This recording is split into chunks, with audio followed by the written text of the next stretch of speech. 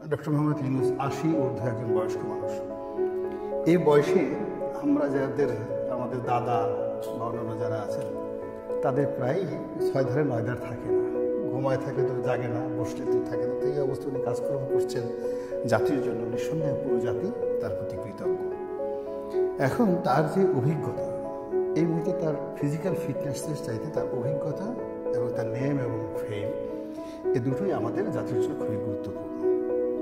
কিন্তু এখানে সমস্যাটা হলো এই যে তার এই অভিজ্ঞতাগুলো যাকে বলা হয় কন্টিনিউ করার জন্য, ক্যারি করার জন্য যে ধরনের একটা চেইন অফ কমান্ড দরকার, সেই চেইন অফ কমান্ডটা রাতারাতি এই নতুন প্রশাসনের সঙ্গে অ্যাডাপ্ট হতে তাকে একটা নির্দিষ্ট সময় দিতে হবে।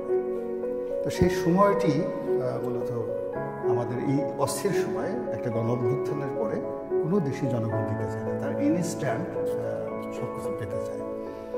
এই গেল একটা সময়।